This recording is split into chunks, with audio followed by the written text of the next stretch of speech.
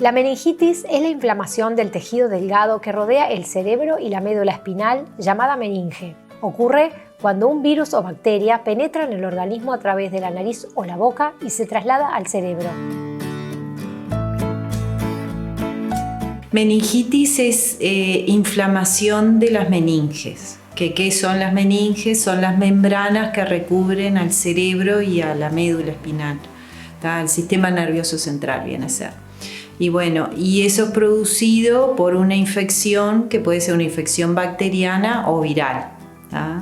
Y bueno, y ahí tenemos una cantidad de microbios diferentes que pueden dar meningitis. No se ha erradicado la meningitis y más que es producida por distintos gérmenes, ya te digo, bacterianos o virales. Entonces, no es que exista un germen que puedo crear una vacuna y que va a eliminar la meningitis. No, eso no existe. Existen varios tipos de meningitis. La más común y menos grave es la infección viral, que generalmente mejora sin que se le administre ningún medicamento al paciente. Sin embargo, las bacterianas son muy graves y pueden llegar a provocar daños cerebrales e incluso poner en riesgo la vida, y requiere tratamiento de emergencia con antibióticos. En algunas ocasiones, la bacteria se introduce en la sangre y se disemina, denominándose sepsis meningocócica. Bueno, cómo entran en el organismo es muy fácil de entender porque ahora tenemos una pandemia producida por un coronavirus, COVID-19, que la meningitis entra de la misma manera. Es por gotitas directo que se transmiten por contacto, hablando con otra persona cerca o porque esa persona tose o estornuda o usa un vaso o comparte, y de esa manera ingresa a la vía nasofaringea, que se dice, que es la parte posterior de la nariz y de la garganta. Entonces lo podemos tener en la nasofaringe y ser portadores, incluso no tener síntomas, asintomáticos. Y de esa manera lo contagiamos a otras personas, o esa persona que lo tiene, que al principio no tiene síntomas, por alguna alteración en sus defensas, en su inmunidad, o porque tenga una patología que también puede pasar, pasa a la vía sanguínea y de ahí se transmite a las meninges y se produce la infección. ¿Qué es lo que pasa? Es que se inflama lo que recubre al cerebro y entonces eso produce síntomas a nivel del sistema nervioso central. Y el cerebro es todo, es nuestro torre de comandos, digamos. Entonces es el que gobierna desde nuestra conciencia, nuestra respiración, las funciones de los distintos órganos. Entonces se afectan de distintas formas. En general, lo primero, el cuerpo siempre reacciona en general con fiebre frente a una infección. Pero después, como afecta al cerebro, puede dar mucho dolor de cabeza, que es muy común, síntomas de esa hipertensión endocraniana que le decimos nosotros, porque ese cerebro está inflamado y produce vómitos, por ejemplo. Eso es como que son los síntomas más frecuentes de la meningitis: fiebre, cefalea y vómitos.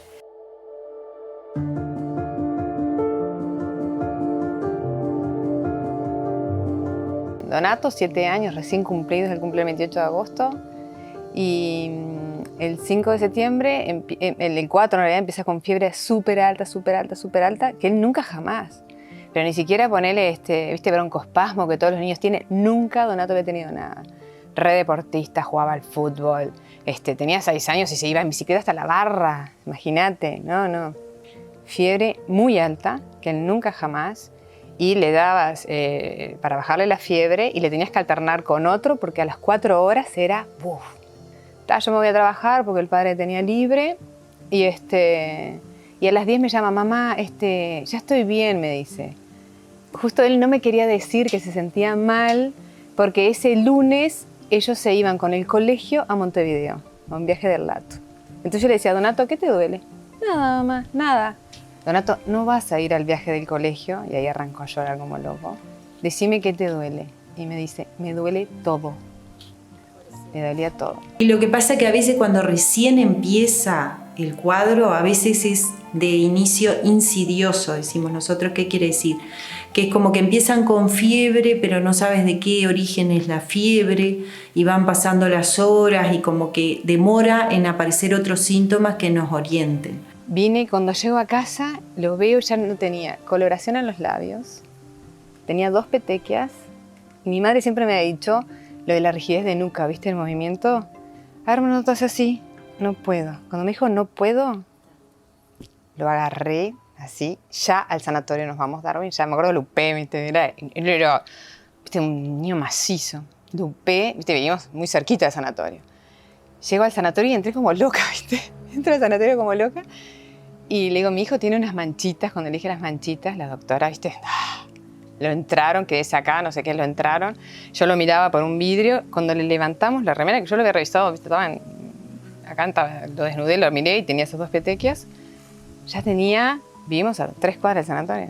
Estaba lleno de petequias. Porque petequias podemos tener por distintas causas, que sobre todo las que son de la parte superior del cuerpo, que aparecen acá en el tronco, arriba y en la cara, solo ahí. A veces puede ser porque tosiste fuerte, porque tuviste un vómito, y es por el esfuerzo de toser que se rompen unos vasitos que tenemos en la piel, y esas no pasa nada. Pero cuando hablamos de las otras, en general es al revés, es en las extremidades inferiores. Y también podemos tener, cuando el cuadro es grave, tenemos en todo el cuerpo, pero no es por esfuerzo físico, y bueno, se acompañan de fiebre.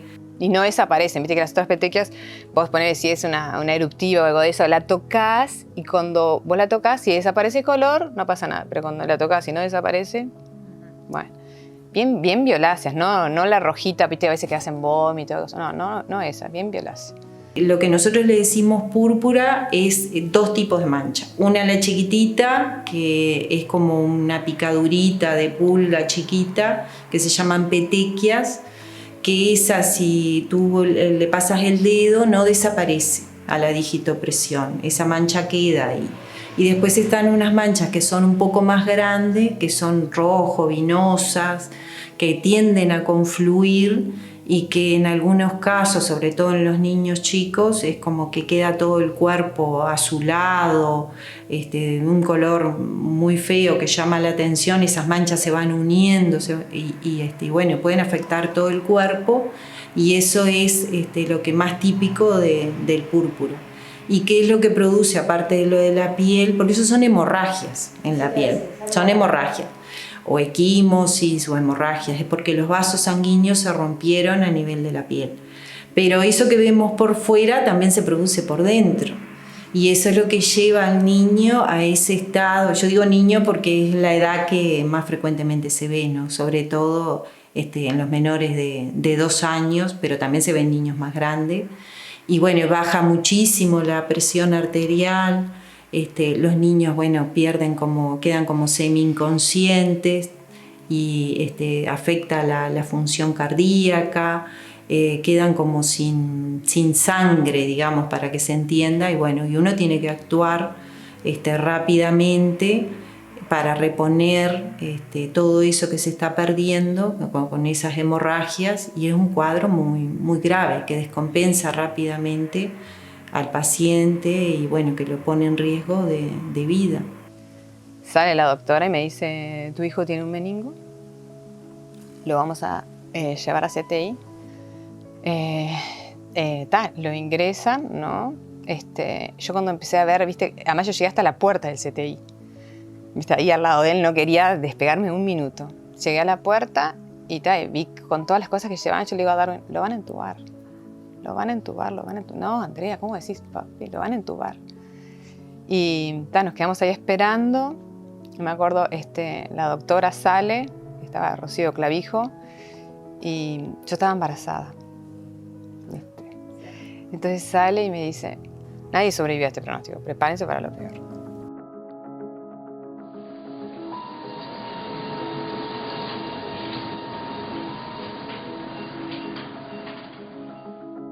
La púrpura fulminante es una enfermedad grave de evolución rápida generada por varios tipos de meningococo, habitante frecuente de la nariz y la garganta de los individuos sanos. En la púrpura fulminante, la bacteria se difunde por vía sanguínea provocando una meningitis aguda. Esta infección lleva a una actividad aumentada de las proteínas que controlan la coagulación, formando coágulos que obstruyen los vasos de la piel y de otros órganos. Las manifestaciones clínicas en la piel son el sangrado, caracterizado por el color purpúrico de esta, y en ocasiones hasta áreas de piel necrótica o piel muerta, como consecuencia de la formación de trombos en los vasos de la piel. Púrpura puede ser producido por el meningococo, pero como que es una enfermedad más invasiva, de más caída del gasto que le decimos nosotros, del sistema circulatorio del ser humano, es como que es más agresiva.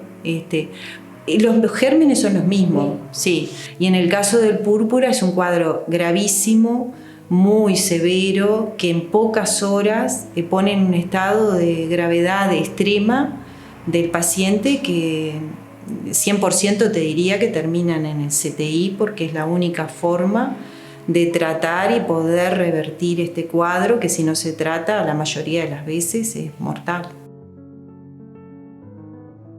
Pensé que sí, que Dios me mandaba a un hijo porque me iba a sacar a otro.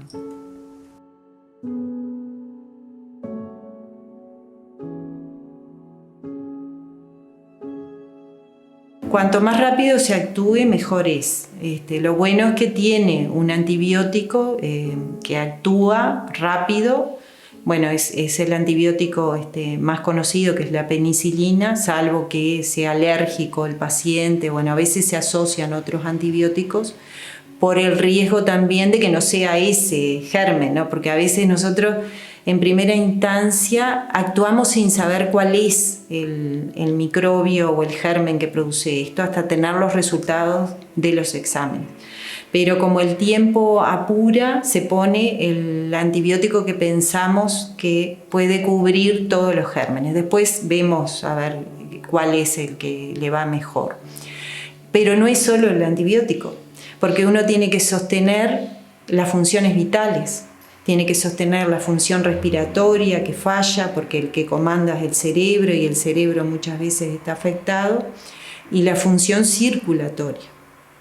Entonces apoyar esas funciones, apoyar el corazón, apoyar el sostén del sistema circulatorio, y eso requiere, a veces intubación, oxígeno y drogas que necesitan, drogas inotrópicas que decimos nosotros, para sostener esa función circulatoria.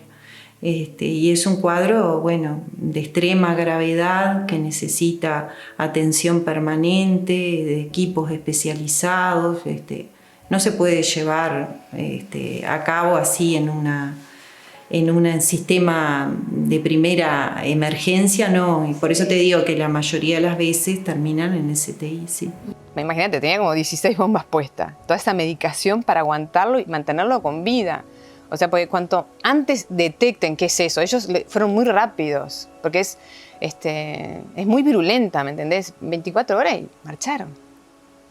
Es un horror. Pero el caso de él sí fue de extrema gravedad, se hizo el diagnóstico a tiempo y se empezó el tratamiento, pero en él fue sí como de una agresividad, lo que te decía hoy, ¿no? Como en algunos casos puede ser tan invasivo y tan fuerte esa infección, y como él, a su vez con sus defensas, no podía defenderse como uno hubiera deseado, ¿no? Y entonces, el tratamiento que se le hizo fue todo, porque teníamos el CTI, se actuó enseguida, él ingresó enseguida, pero igual así costó muchísimo que respondiera, tuvo muchas complicaciones. Porque siempre era algo, ¿no? Yo me acuerdo que te dan los informes, entonces llegabas al informe y te decían, pero ahora. Está bien, pero. Sí, pero ahora tenemos otra cosa, pero ahora. Entonces un momento no fui más. Y viene Carmela y me dice, ¿no querés ir? No, porque siempre es un pero. Entonces digo, yo me quedo acá. Yo confío en ustedes, me quedo acá. Una de las complicaciones que tuvo fue una falla renal. Nosotros no teníamos sistema acá para tratar eso en el CTI pediátrico. En ese momento teníamos que pensar en trasladarlo y las condiciones en las que estaba no nos permitía hacer eso. Que le querían hacer una diálisis peritoneal que no se hace acá en Maldonado, cuando los niños, en ese momento, ¿no? Hace 10 años de esto. Entonces teníamos que firmar, porque todo, la nefróloga, todo lo más, ¿viste? Decían, que era, ¿viste? Re complicado, porque claro, era tocarlo y desangrarse. Porque imagina que no tenés plaquetas, no tenés nada. O sea, es tocarlo y se desangran. Todos se pusieron a Donato al hombro y todos lo queríamos sacar adelante. Y me decía que tenía que firmar, que me dejara que lo hiciera. Porque si no lo hacía, se iba a morir. Y si lo hacía, capaz que se moría. Pero por lo menos, ¿viste? Algo iba a hacer por él. Que por favor que le firmara. Y todas esas, ¿viste? Sanatorio decían, ¿viste? Que estaban algunos que sí. Y ella me decía, firmame. Y firmamos para que se lo hiciera. Imagínate cómo estaba Donato, que no lo pudieron trasladar a Bloch. Lo tuvieron que hacer en la habitación del CTI. Entró el cirujano, toda la habitación del CTI. Y se armó un equipo en menos de 24 horas, que fue maravilloso, la verdad. Y bueno, y se hizo todo lo que había que hacer. Y era todo un monstruo, no se le distinguían ojos, o sea, por toda la inflamación, ¿no? Se inflama todo, claro, porque no funciona nada.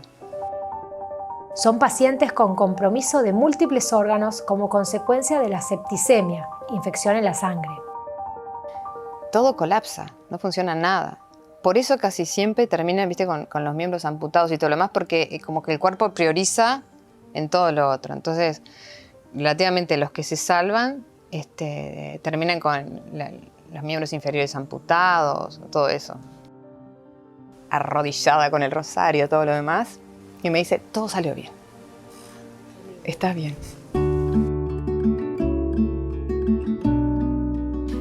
Fue un éxito después que pasó todo, pero en el día a día sí, lo vivimos como todo un desafío y una lucha que había que pelearla todos los días. Ella me decía que ella estaba en la trinchera con Donato. Siempre me acuerdo de eso. Yo estoy en la trinchera. A veces el mismo germen, el meningococo, puede producir dos cosas diferentes o incluso pueden estar coexistiendo. ¿Ah? Puede pasar que ese meningococo te produzca solo meningitis o que produzca púrpura y que no llegue a tener meningitis. Y puede pasar que coexistan las dos, ¿ah? Las dos también. ¿Ah? Entonces, en realidad, esa enfermedad en sí la podríamos definir como una meningococcemia, que quiere decir que ese meningococo está en la sangre y que a veces prefiere las meninges solamente, que no sabemos por qué, y ahí sería meningitis, y otras veces prefiere más el sistema circulatorio y ahí es que se produce esa falla multiorgánica que la llamamos púrpura. Pero a veces las dos pueden estar presentes. Después nos habían hecho, cuando ya estaba menos grave, cuando ya estaba evolucionando bien y todo lo demás, nos hizo una habitación aparte en el CTI, que era como nuestro nidito y todo. Venían las nerds, yo qué sé, que son divinas todas, viste, que te lo agarran, ponerle, me acuerdo Marianela, que es chiquititita, viste, lo agarraba, lupaba, lo llevaba, lo bañaba, todo. Le decía, ¿querés ir al sillón? Y él le decía, no. Bueno, te voy a poner igual, lo tapaba, viste, y decía, qué pesada que sos, le decía a él. Y bueno, viste, fisioterapeuta, porque claro, tanto tiempo, él había perdido toda musculatura, no podía caminar. Entonces le pusieron fisioterapeuta que venían, lo hacían caminar con andador. Hubo cosas que ponerle que no recuperó, él no tiene movilidad en un pie, no lo puede llevar hacia atrás, pero compensa porque tiene buen cuádriceps y todo lo demás. Entonces vos lo mirás y parece que es normal. Todas las meningitis son contagiosas. Cuando se detecta un caso de meningitis bacteriana, los contactos estrechos del enfermo, padres, hermanos, cuidadores, deben acudir a su médico para que les recete una pauta específica de antibióticos con el fin de evitar el contagio. Inmediatamente que supimos que Donato lo tenía, te ponen un antibiótico y listo. Es como una profilaxis, o sea, por las dudas que lo tengas o una cosa así. No sé cómo es bien lo médico, pero ponele la señora que trabajaba en casa, mi otra hija, mi esposo y todo. Sí, salud pública, ¿viste? Inmediatamente que el sanatorio reporta, se mueven re bien. Al otro día estaban en el colegio haciendo la profilaxis, viendo todo. Funciona muy bien todo eso. Viste que a veces pensamos que no funciona. Funciona muy bien. O sea, llegaron al colegio, dieron la charla, después, viste, los psicólogos del colegio también hablaron y todo lo demás, porque claro, era un compañerito que le estaba pasando eso. En general, si uno logra hacer el diagnóstico y el tratamiento rápido, muchas veces tienen un porcentaje de sobrevida de entre el 70, el 80, 90% en buena casuística. Pero bueno, sin tratamiento es al revés, ¿no? 90, 100% de mortalidad. Y bueno, y sobreviven entre un 10 a 20%.